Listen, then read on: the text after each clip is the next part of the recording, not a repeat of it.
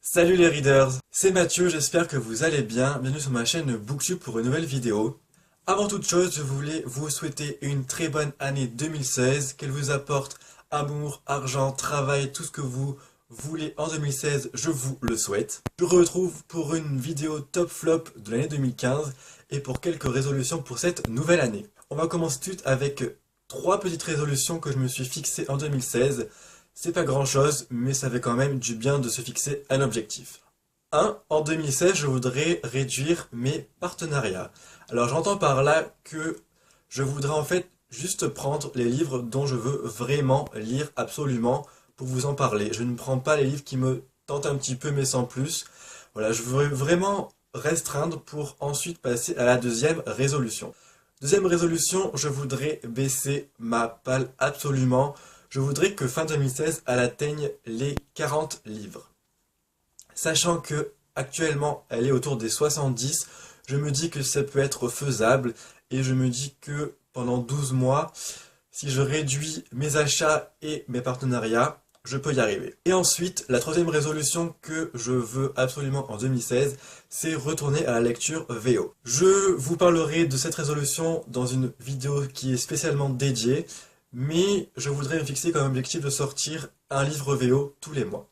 Après ces quelques résolutions pour l'année 2016, je vais donc vous présenter mes tops et flops de l'année 2015. En ce qui concerne mes tops, j'en ai sélectionné 10, dont 8 coups de cœur et 2 lectures que j'avais vraiment aimées en termes de très bonnes découvertes. Et en ce qui concerne mes flops, j'en ai actuellement 3. Et voilà, c'est vraiment des livres que j'ai pas du tout aimés et que je vous conseille pas trop de lire, malheureusement. Alors on va commencer par les tops, et on va commencer par les 2 livres qui ne sont pas des coups de cœur, mais que j'ai aimé lire et que je voudrais vous faire découvrir, bien sûr, en 2016. Le premier livre, il s'agit de Un garçon si gentil de Magali Vienner, publié aux éditions Milan, collection Macadam. C'est l'histoire de Rodrigue qui, après une soirée, va se retrouver amené au commissariat. Il ne comprend pas pourquoi et en fait il va être accusé à tort ou non de viol sur une jeune fille. J'avais adoré ce livre, j'avais notamment vraiment apprécié beaucoup l'écriture de l'auteur qui est très incisive, percutante, elle fait des phrases très courtes, voire parfois un seul mot, et c'est ce qui rend le récit vraiment addictif. Je m'étais aussi notamment beaucoup attaché à Rodrigue parce qu'il va suivre toutes les étapes qu'un détenu peut suivre. Il va aller devant le commissariat, devant le procureur de la République, ensuite en prison et avoir son propre procès. Et c'est ce que j'avais vraiment beaucoup aimé. On sent que l'auteur a peaufiné ses recherches et on sent qu'elle connaît son sujet parfaitement.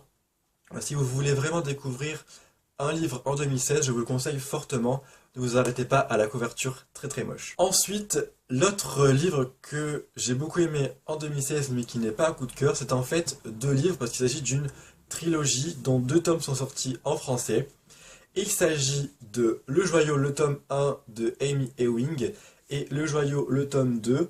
Alors ici, donc il n'y a pas de titre, mais là c'est La Rose Blanche, donc publié aux éditions Robert Laffont, collection R. Dans le tome 1, on va suivre Violette qui vit dans une cité, dans la cité solitaire, et qui est dans un espèce de pensionnat où elle a toujours été conditionnée à devenir mère porteuse parce elle a ce gène-là, parce que dans la cité solitaire, il y a beaucoup de mères non fertiles. Et en fait, on va la suivre au cours de la cérémonie où elle va être associée à une jeune femme, enfin à une jeune femme, pas très jeune, mais à une riche femme qui va en fait l'acheter au cours de la cérémonie pour ensuite qu'elle porte son enfant. Ce que j'ai beaucoup aimé dans ces 2 livres, c'est l'univers qui s'étoffe au fur et à mesure des tomes. On sent que l'auteur sait où elle va. Violette est aussi un personnage très attachant parce que elle subit des choses vraiment horribles. C'est un univers qui est très dur, autant moralement que physiquement. Voilà, elle va se faire donner des coups par celle qui l'a achetée. Et franchement, c'est pas vraiment facile tous les jours. Va s'en suivre bien sûr une histoire d'amitié et une histoire d'amour qui est assez sympathique, mais si elle n'est pas au premier plan, et c'est ce que j'ai beaucoup aimé dans cet univers, puisque On va vraiment suivre Violette au fur et à mesure de ses découvertes et au fur et à mesure de ses péripéties. En tout cas, j'ai préféré le tome 2 puisque on va plus creuser l'univers. Violette est d'autant plus attachante, elle va faire des découvertes sur elle-même. Et voilà, et les fins des deux livres sont vraiment horribles. J'ai juste une seule envie, c'est lire le tome 3. J'espère qu'il va sortir bientôt en VO et surtout en français. On arrive maintenant à mes coups de cœur que j'ai eus en 2015. Bien sûr, ce ne sont pas des coups de cœur que j'ai classés dans un ordre quelconque, à part le premier bien sûr, mais voilà, ce sont des coups de cœur égaux et tous les livres que je vais vous présenter et que j'ai présentés précédemment, vous avez les chroniques dans la barre de description de la vidéo. Je vous présente mon premier coup de cœur que j'ai eu en décembre. Il s'agit de Te succomber de Jacinda Wilder, publié aux éditions Michel Lafon. Alors je ne vous ai pas encore parlé de ce livre puisque c'est une lecture que j'ai effectuée fin décembre. Il faut que je tourne une vidéo à ce sujet.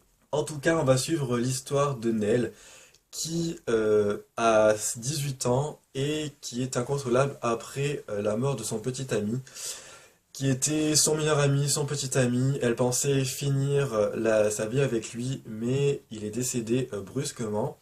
Et en fait, elle va rencontrer le frère de son petit ami décédé, qui s'appelle Colton. Et en fait, elle va ressentir toute une attraction autour de Colton, notamment physique.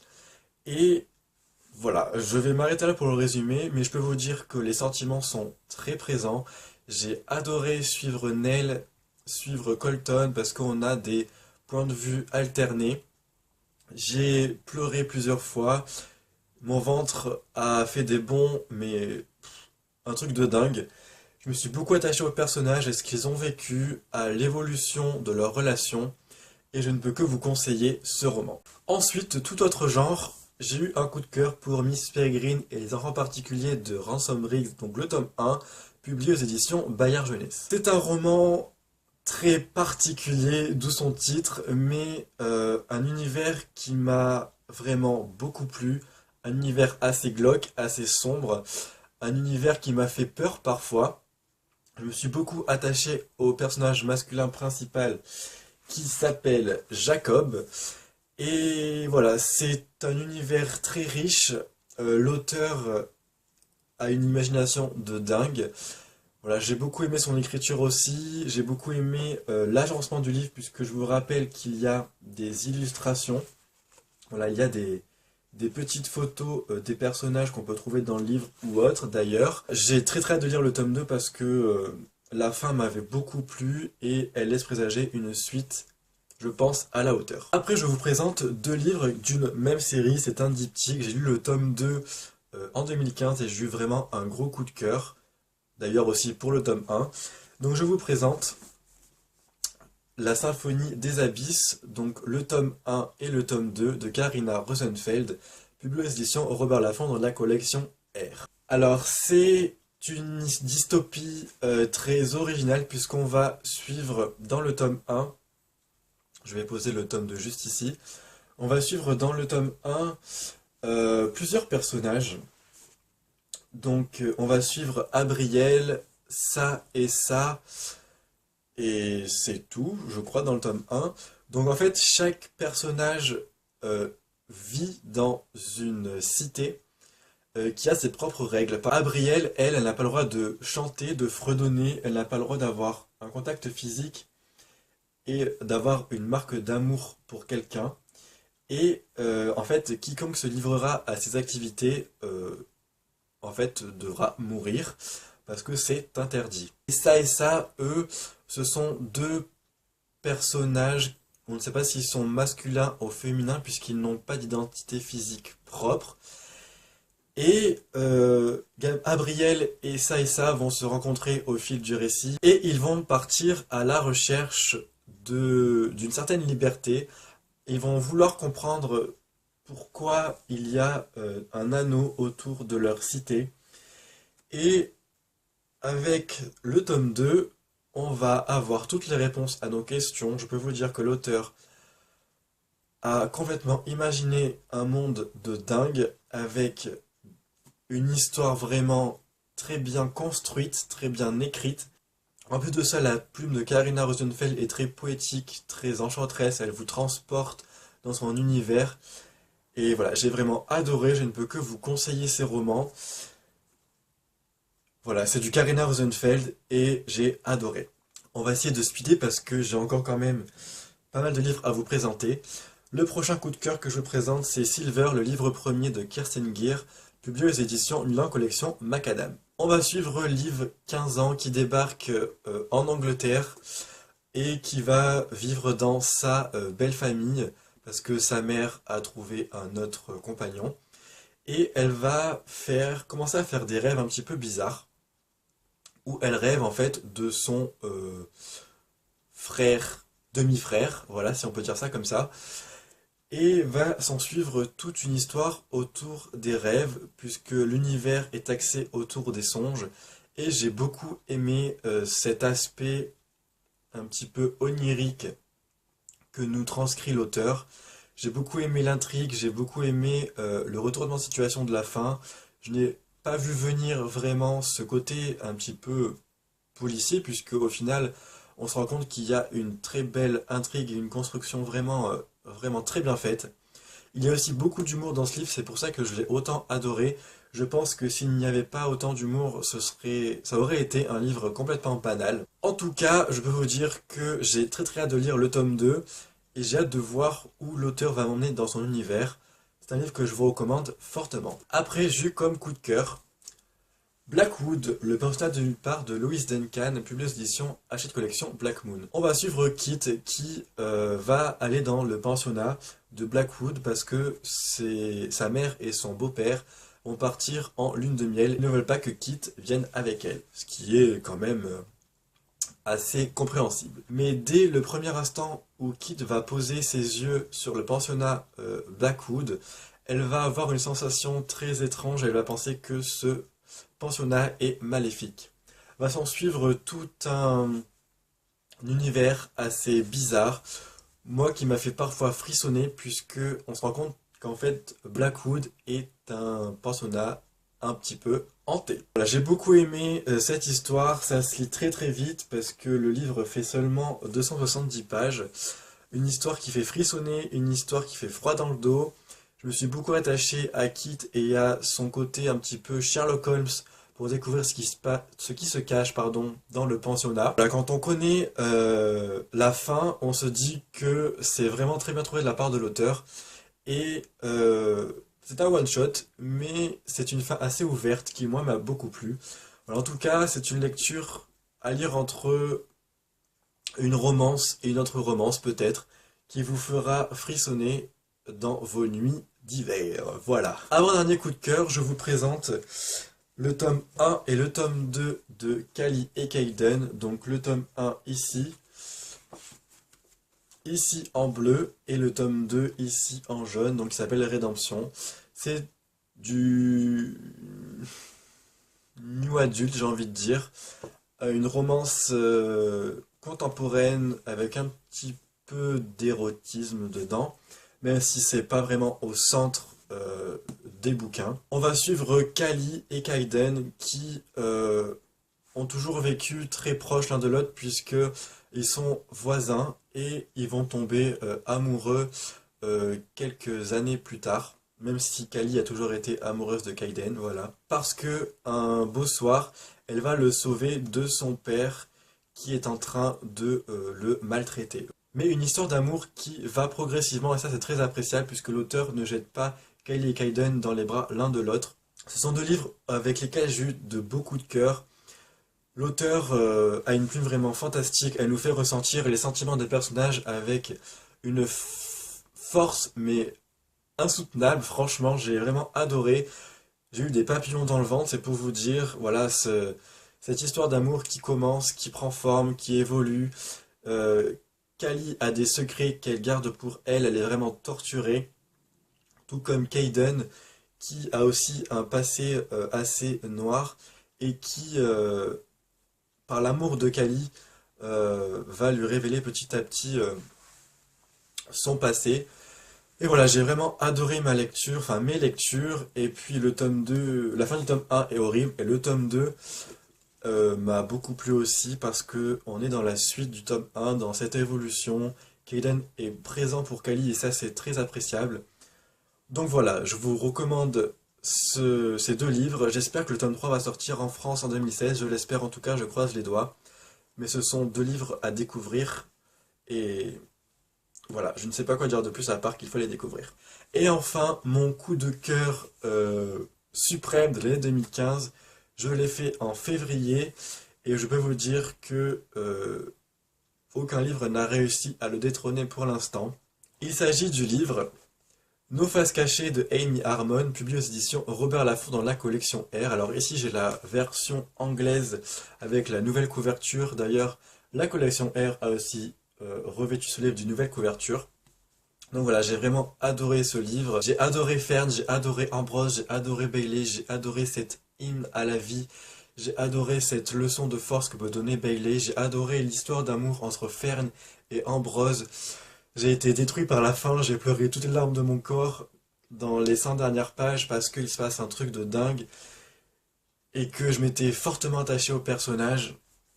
Voilà, je compte le relire en 2016 ce livre, notamment en VO, pour tenir une des résolutions que je vous ai citées plus tôt dans la vidéo. Mais en tout cas, je ne peux que vous conseiller ce livre, jetez-vous dessus, lisez-le. Même si vous n'êtes pas tenté, essayez franchement parce que c'est... Il y a un petit peu d'historique avec l'histoire des États-Unis, notamment avec le 11 septembre 2001. Il y a des personnages forts, il y a des revendications que l'auteur fait, elle passe des messages, et c'est beaucoup aussi pour ça que j'ai adoré ce livre, donc franchement, foncez, foncez, foncez et lisez-le. J'ai oublié un livre parce que je ne l'ai pas sous la main. Ce n'est pas le meilleur coup de cœur parce qu'il ne détrônera pas Nos faces cachées, mais j'ai aussi lu L'épreuve, le tome 1 de James Dashner, publié aux éditions Pocket Jeunesse. Je vous mets la photo de couverture maintenant. C'est un livre que j'ai beaucoup aimé, que j'ai lu après le film, et j'ai vraiment eu un coup de cœur parce que c'était très rythmé. J'ai beaucoup aimé le personnage principal, j'en plus son prénom d'ailleurs. Mais voilà, tout cet univers avec le labyrinthe, c'était très rythmé, il y avait beaucoup d'action. Et puis l'écriture de l'auteur est très, très percutante et il se passait pas un temps mort et c'est ce que j'ai beaucoup apprécié. On passe maintenant vite au flop. Je ne ferai pas de résumé pour les flops parce que voilà, c'est pas des livres que je vous conseille, donc du coup je vais aller assez vite. J'ai tout d'abord détesté Nous les menteurs de E. Lockhart, publié aux éditions Gallimard Jeunesse. Je vous mets la photo de couverture maintenant. Voilà, j'ai pas trouvé un vif intérêt pour ce livre, j'ai trouvé très très lent. Et il y a juste la révélation de la fin qui m'a plu, mais sinon les deux tiers du livre, franchement, j'ai trouvé aucun intérêt. Donc du coup, bah, ça m'a pas plu du tout. Ensuite, j'ai détesté pour vous Anonyme et la mort, le livre 1, et La mort est anonyme, le livre 2 de Thierry de Griff, publié chez Éditions du Panthéon. Voilà, deux livres que j'ai pas du tout appréciés, je n'ai pas compris où l'auteur voulait aller. Les personnages m'ont paru très très fades, très mal exploités, et l'écriture de l'auteur ne m'a pas convaincu du tout. Donc voilà, désolé. Et une lecture dont je ne vous ai pas encore parlé, mais je reviendrai dessus pour mes lectures de fin décembre 2015. Il s'agit de Traqué de Andrew Fukuda, le tome 1. Cessez d'être la proie, devenez le chasseur, que j'ai lu avec mon binôme Guillaume. Voilà, je m'attendais à une lecture. Enfin, j'avais une idée de ma lecture, de l'histoire, et au final, j'ai trouvé que c'était très très lent et que c'était pas assez rythmé. Je me suis pas beaucoup attaché au personnage principal, mais je vous en reparle plus dans une prochaine vidéo. Voilà, c'en est fini pour ce top flop et pour mes résolutions. J'espère que cette vidéo vous aura plu. N'hésitez pas à me dire si vous avez lu ces livres, n'hésitez pas à me dire si vous les avez appréciés, si vous avez apprécié des livres qui sont dans mes flops et si vous avez détesté des livres qui sont dans mes tops. Voilà, je suis preneur d'avis et voilà, laissez-moi des commentaires, n'hésitez pas. J'ai encore d'autres vidéos à tourner puisque je suis assez en retard dans mon planning, mais je vous souhaite encore une très bonne année 2016, faites de très belles découvertes livresques. Surtout n'oubliez pas que la lecture doit rester un plaisir. Je vous souhaite de très belles lectures les readers et passez une très bonne semaine. Salut!